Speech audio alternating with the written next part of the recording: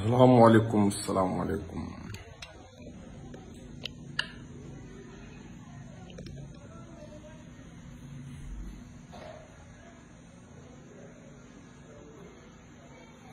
Okay.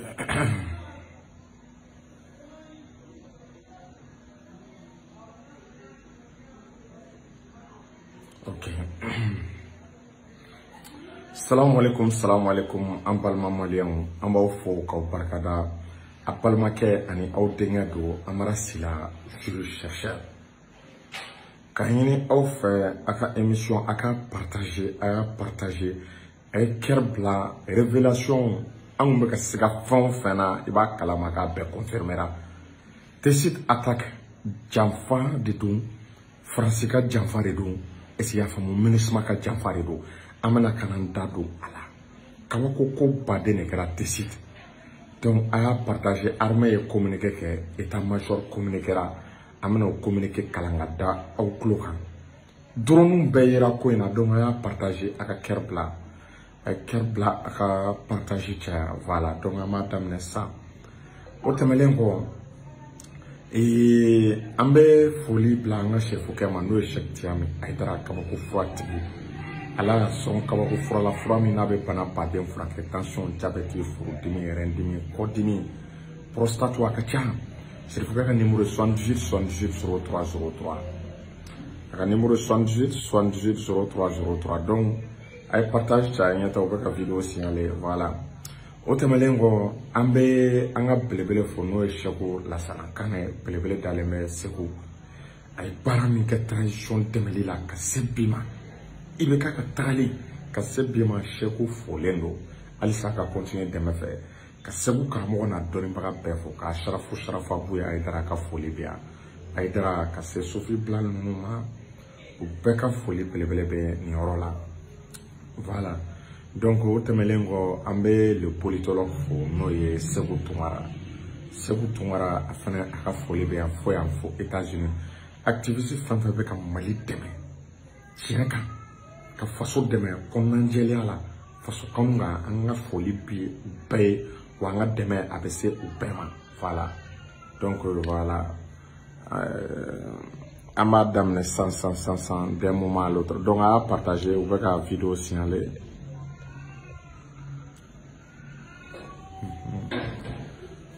ok malidenw an b'aw fo k'aw barikada a balimakɛ ni aw denkɛ don toujours amara sila sur chercheur a b'a dɔn k'a fɔ an kun bɛ ka siga min na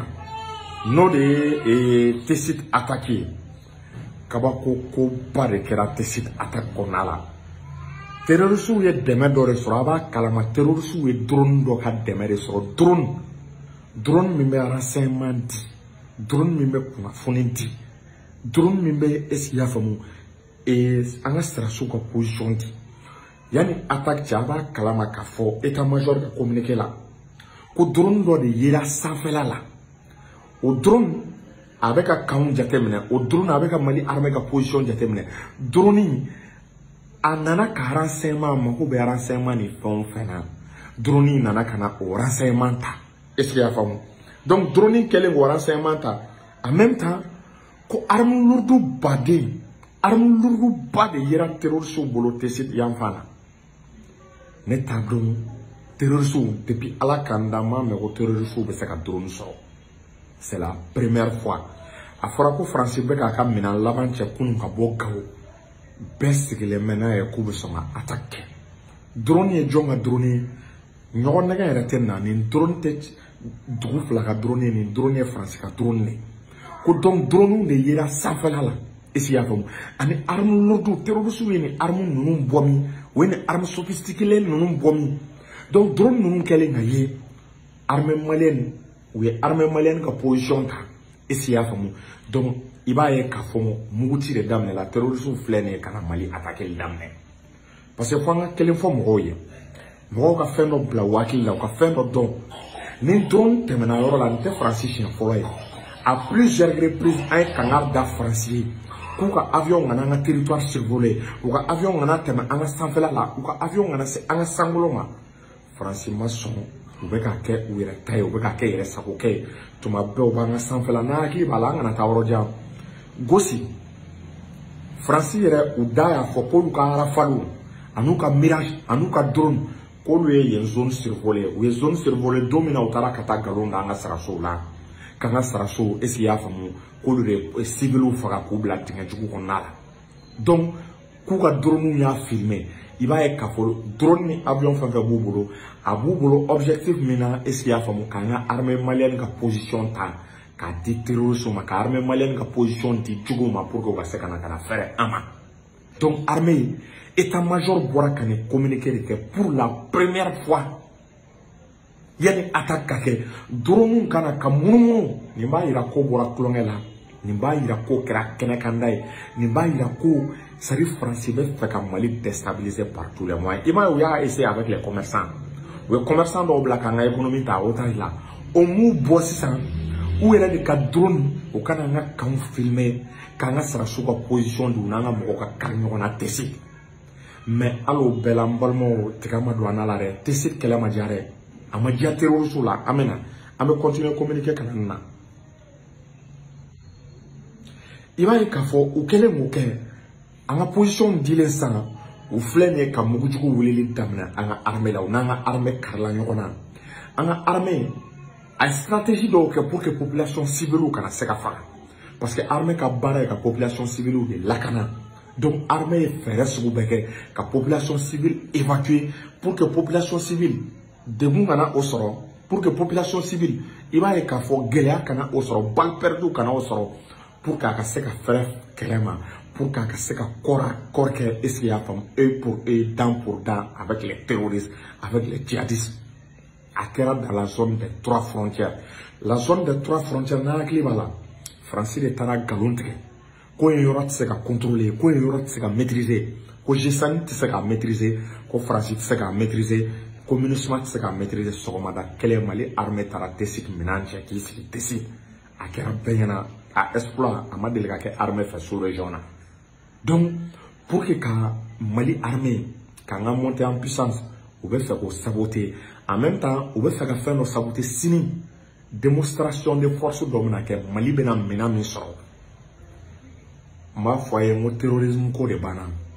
c'est fini pour les terroristes sini matériel minnu bɛna yira na base aérienne na a bɛna dɔn k'a fɔ ko terroriste ko banna donc u bɛ nin attaque minnu kɛ de k'an ka moral saper k'a yira an na pour que an k'a miiri an kun k'a fɔ ko oui an b'a fɔ la ko armée bɛ ka monter en puissance ko mais yɔrɔw bɛ ka attaquer terroristes bɛ ka attaquer hali sini anw b'a fɔ ko armée malienne bɛ ka monter en puissance hali sini anw b'an ka armée soutenir an b'a kɔkɔrɔma don wa an dalen don u la an dalen don an ka armée la dɛ wa an t'u labila cɛ o cɛ y'an ka armée dɔgɔya i y'an ka armée nɛni i y'a fɔ k'an ka armée tɛ ka monter en puissance bilahi an b'i dɔgɔya fo wagati min na wa an pɛrɛlen bɛɛ n'an bɛ taa kaso de la o kama an pɛrɛlen don ka taa kaso la o kama an tɛna toléré tuguni cɛ si k'a fɔ k'i b'an ka armée lagosi bilahi an t'a kɛ an t'a diya mɔgɔ si la an t'a diya activiste la an t'a diya ni ma jɔ si la an ka armée ka monter en puissance k'e b'o nkalontigiya k'e b'a fɔ k'o tɛ tiɲɛ ye k'i bɛ n'i sigi k'a la n'i y'a kɛ an b'i buruju bɛɛ an b'a bɛɛ buruja fo kaburu kɔnɔ est-ce que i y'a faamu an t'an jɛ to c'est-à-dire ligne dɔw bɛ yen an b'olu musala mais k'an ka armée dɔgɔya wagati min na an ka armée mago bɛ moral la ka taa manamanakan fɔ a bɛɛ ni ala ni kira cɛ an b'i critiquer an b'i dɔgɔya an b'i buruja n'an bɛ taa kaso de la o kan an pɛrɛlen don an ka taa kaso la an tɛ jɛ ni o ye cɛ si fɛ tuguni an tɛ jɛ n'o ye mɔgɔ si fɛ est-ce que vous voyez donc i b'a ye k'a fɔ kɛlɛ kɔnɔna la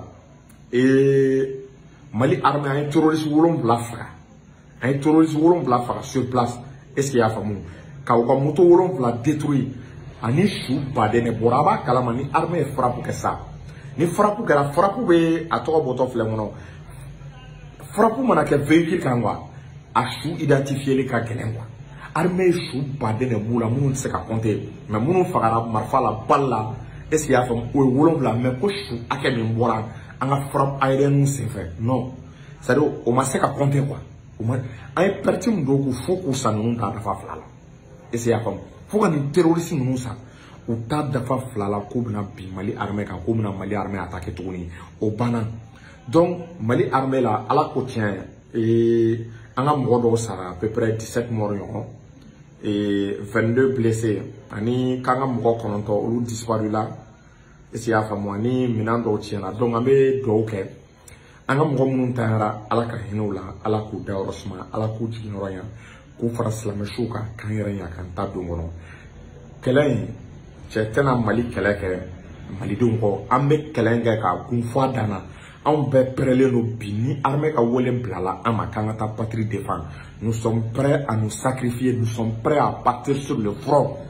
ka taa Mali armée dɛmɛ ka taa armée kɔnkɔrɔma don est-ce que y'a faamu ka taa an ka territoire ka taa a défendre donc malidenw information ba ye mun de ye état-major ko n'i y'a ta k'a lajɛ ko Mali ye renseignement minnu ɲini an fana an ka drone wuli ka renseignement ɲini an ka radariw ye baara kɛ kabiri kunu est-ce que y'a faamu u bɛ fɛ k'a dɔn ni attaque in kɛra cogo jumɛn na u ko ni attaque in état-major ka conclusion ko ninnu ye attaque min kɛ k'u ye soutien extérieur est-ce que y'a faamu k'u ye soutien extérieur de bénéficier o kɔrɔ ye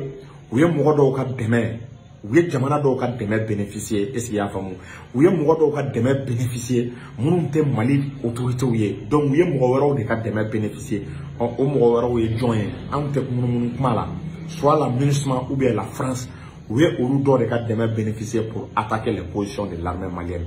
donc nin b'a yira d'ores et déjà an bɛna mobilisation kɛ la MINUSMA ne peut plus rester au Mali elle ne peut plus rester au Mali MINUSMA tɛ se ka to Mali la est-ce que y'a faamu n balimakɛ dɔ b'a la ko il est temps d'abattre les avions français o bɛna se o sini minɛn minnu nana komi an tɛna n da d'u la an b'a to armée yɛrɛ mana fɔ an b'a commenter minɛn minnu nana an y'a bila u kunna wala an ka espace aérien an ka sankolo mɔgɔ si tɛna tuguni k'i b'a traverser o dabilala sini a bɛ bɔ confirmation kalama an ka sankolo tɛ traverser tuguni mɔgɔ fɛ a tɛ traverser tuguni a y'a to sini Asimi an ye minɛn minnu sɔrɔ a ka taa minɛn clé a réception a ka taa a avion n'a matériel a ka taa clé ta k'a di armée ma k'a di Sadio Camara ma Sadio Camara k'a di armée ma ni min bɔr'o la dans les jours à venir wallahi a tɛna dogo aw la sinon o ye baara min kɛ ni complicité tɛ nin tɛ se k'a kɛ a tɛ se ka kɛ i b'a ye an ka image kan position an ka cɛdenw sigilen bɛ yɔrɔ o yɔrɔ i b'a dɔn nin bɛɛ de position taara k'a di ennemi ma nin position ninnu talen u y'a di est-ce que y'a faamu terroriste de ma a ye na Mali attaquer an ka armée bɛ nin position na an ka cɛw bɛ nin position na an ka blindés bɛ nin position na bɛɛ b'a dɔn drone filɛ nin a capacité ka bon kojugu drone filɛ est-ce que y'a faamu a bɛ se ka yeli kɛ à 5 km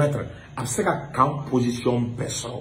ni drone an t'a dɔn yɛrɛ ni américain ka drone Predator don ni o don o bɛ kan position bɛɛ ta k'a di ennemiw ma donc ni ennemiw nana dɔrɔn kabiri yɔrɔ jɔ u b'an ka position dɔn u bɛ commencer an ka transmission bɛ yɔrɔ min na est-ce que y'a faamu an ka unité d'élite bɛ yɔrɔ min na u bɛ commencer ka bombardement daminɛ o yɔrɔ la i b'a ye a bɛ kɛlɛkɛlɛya mɔgɔ bolo mais u ye nin fɛn o fɛn kɛ Mali armée ma kan t'u bolo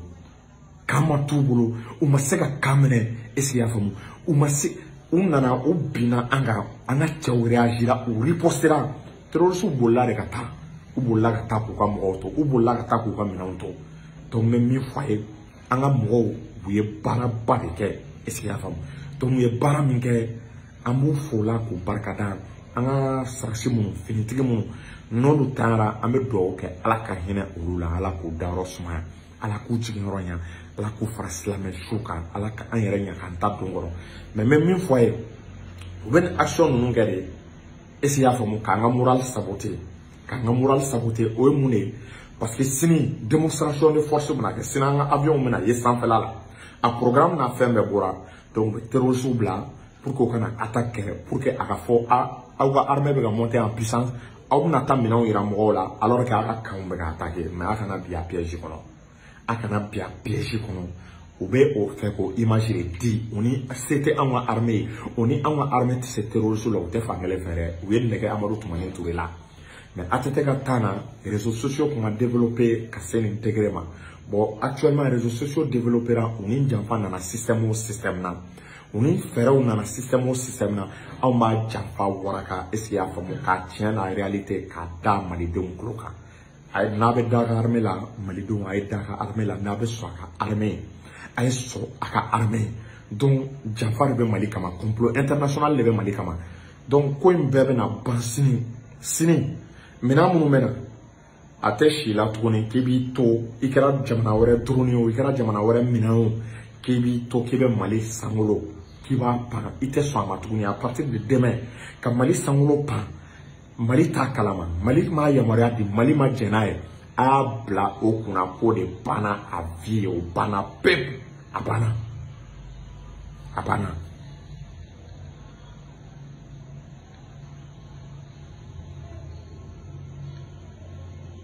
Un instant.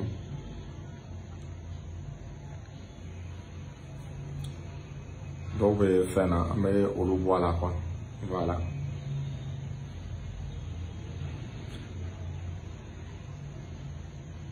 Donc, Mali armée ko kakao akisi, la situation est sous contrôle. C'est-à-dire renfort ou taratisi bara pekani, mokoshi kana paniquer, bekata ika bara la, est-ce qu'il y a femme, bekati ika bara la. Tika barala voilà c'est quand même armée malienne boulot armée malienne be kangono avec Europe sécurisé avec quoi c'est armée wati na armée be patrouille là avec monika avec salolike est-ce ya famo avec terroriste min la ratissage wa ayaw sikika la wallahi ko be bonna weni min kana armée mana minda uka atena c'est atena mere abe ayere ni ala ni grâce donc ama obla assalamu alaikum.